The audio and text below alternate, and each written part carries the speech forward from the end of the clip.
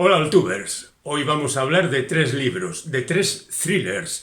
Bueno, tomemos la palabra en sentido muy amplio. Es más, diríamos 3 thrillers inquietantes. Tomámoslo de inquietantes también en sentido muy amplio. Poco a poco iremos despiezando de qué estamos hablando y qué inquietudes pueden desarrollar en nosotros la lectura de estos libros. El primero de ellos es este que vemos aquí, de Andrei Kurkov. Andrei Kurkov, aunque nació en San Petersburgo, es ciudadano ucraniano y lleva un montón de años escribiendo libros para mayores y libros para jovencitos. Así que tiene una larga trayectoria que en sus 2 últimas novelas publicadas entre nosotros tiene como protagonista a 2 personajes que se llaman Samson y Nadieska. Y él es policía y ella trata de sobrevivir porque estamos en el Kiev de los años 20. En realidad la primera novela, que se titulaba con el nombre de los 2 protagonistas, ocurría en 1919, y esta segunda, que se titula El corazón negro, ocurre al año siguiente, en 1920, cuando los personajes están viviendo juntos y en una relación un tanto curiosa, y pasan otras cosas propias de aquellos días. Os recuerdo que la revolución fue en 1917, es decir, que la situación está muy pegada a aquellos acontecimientos. Parece que Kurkov no era muy querido en Rusia, supongo que ahora lo será menos todavía, pero en cualquier caso esta novela es del año 21, es decir, antes de la invasión rusa a Ucrania. En consecuencia, ahora mismo no sabemos qué es lo que está escribiendo Kurkov, si habrá decidido regresar al presente o seguirá todavía viviendo en aquellos años de hace un siglo. En cualquier caso, esta novela inquietante, como decíamos, tiene algunas peculiaridades curiosas. Por un lado, nos relata cómo era la vida en aquel entonces, con las carencias de una vida verdaderamente turbulenta, con escasez de prácticamente todo, de dinero, de comida, de comodidad, hay mucho frío, hay muchas penalidades por parte de la población, y eso se traslada incluso a la narrativa, que es extremadamente seca y pretendidamente descriptiva, porque el autor cree que tiene que trasladar lo que se vivía supuestamente en aquellos años al lector de hoy en día.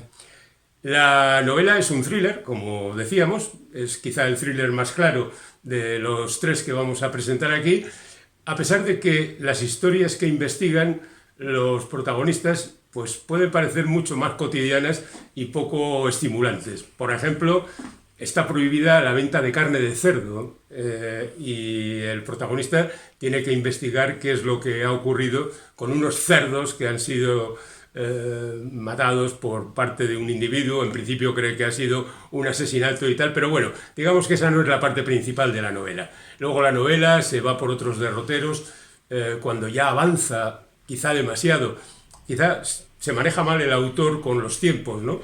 Recorre mucho territorio contándonos las cosas que a él le interesa plasmar en la novela de la vida cotidiana y no tanto de la historia que quiere contar. Luego la protagonista femenina desaparece, el protagonista la busca y el autor aprovecha de nuevo para contarnos cómo son las circunstancias desgraciadas de la vida en aquel entonces. Es decir, es un thriller curiosamente, además de inquietante, porque las cosas que cuenta son inquietantes, bastante modosito, bastante tranquilo, muy descriptivo, cosas que nosotros no sabíamos, podíamos intuir, pero no claramente como se cuentan aquí, que de repente nos son mostradas con gran eficacia y al mismo tiempo la acción avanza muy lentamente. La novela no es muy gruesa, no llega a las 400 páginas, pero yo creo que en líneas generales es una novela que puede gustar a los aficionados al thriller y que por otra parte no está muy lejos, aunque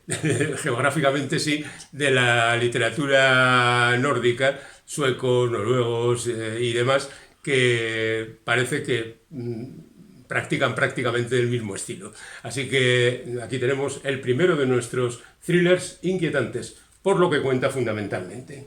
Esto que presento ahora en realidad no sería un thriller, pero es que aquí abajo pone un ecothriller sobre un mundo oscuro en el que volver a empezar. La jaula del sol, de Frank Cobos. Frank Cobos es un autor novato, esta es su primera novela, él nació en Córdoba, en Andalucía, pero parece que le gusta mucho el norte de la península ibérica y ahí es donde, además de Madrid y otros lugares, donde sitúa la acción de esta novela. Este es un thriller en el sentido de que plantea serias amenazas, pero no es un thriller de investigación, digamos, de seguir la pista de un determinado delito por parte de, qué sé yo, un detective, un comisario, un policía cualquiera o cualquier otro agente de la ley.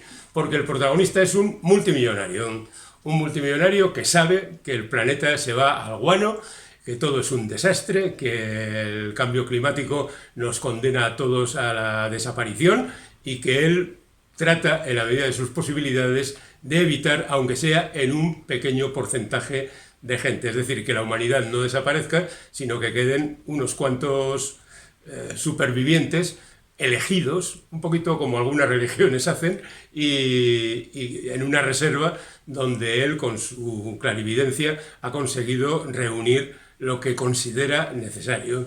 Ya digo que la idea es buena y además coincide con lo que ahora mismo es la preocupación de mucha gente.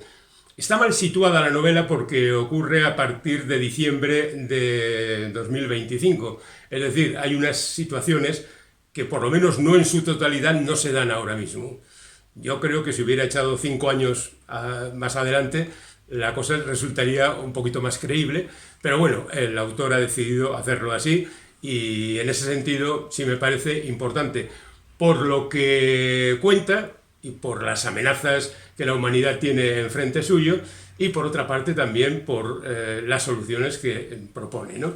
Pero el bueno de Fran tiene un enorme problema. Es un escritor novato y cae en todas las trampas de los novatos. Y no hay frente a él un editor que le diga esto es conveniente que lo hagas de esta manera y mejor que te vayas por estos derroteros. Así, por ejemplo, el protagonista visita a una psicoanalista y nada, pues ella le dice, háblame de tu infancia. Y él le habla de su infancia y del territorio de su infancia y de sus abuelos y de sus parientes. Y a pesar de que hay un primer capítulo donde ya se nos presenta al protagonista a los 8 años en Belfast. Bueno, pues al margen de eso, hay un capítulo por ahí en que el personaje habla y habla y nos aburre un poquito, también es justo reconocerlo. Es decir, Frank, para la siguiente, léete un poquito más otras novelas y toma ejemplos. Y ya el último es este, que es verdaderamente curioso porque aquí tenemos a Nicholas Sparks, que es un señor que ha escrito muchas novelas de amor. El diario de Noah, El mensaje en una botella, qué sé yo, 25 novelas de amor. Y además, una docena aproximadamente se han llevado al cine con gran éxito. Así que, ¿esto es aparentemente una novela de amor? No, es un thriller porque ahí aparece sorprendentemente el nombre de M. Night Shyamalan, ¿sí? El del Sexto Sentido. El cineasta que después ha hecho otras películas, algunas de ellas muy malas, algunas de ellas interesantes, algunas muy denostadas, otras muy aplaudidas, no siempre coincidiendo con la calidad de las películas. Pero bueno, digamos que es una figura importante. ¿Por qué está aquí M. Night Shyamalan? Pues porque, al igual que en El Sexto Sentido, hay gente que ve fantasmas. Y esta es una historia de amor transtemporal y transfísica. Y a pesar de que está escrita íntegramente por Nicholas Sparks con su estilo de escritura facilona y muy tópica y muy utilizando las palabras más accesibles del diccionario, pues la verdad es que aquí hay un elemento sobrenatural que es propio de Shyamalan. El resultado, pues bueno, yo la he leído, no pasa nada, se lee y no pasa nada, pero hay que reconocer que el señor Sparks podía escribir un poco mejor y que quizá el señor Shyamalan debería haber intervenido un poco más en la historia para hacerla todavía un poquito más inquietante. Es decir, tenemos aquí fantasmas inquietantes, tenemos aquí calentamiento global muy inquietante y tenemos aquí algo que es la representación de un mundo que ya desapareció y que ahora mismo nos gustaría saber qué es lo que escribiría Kurkov sobre la situación en su país. 3 thrillers.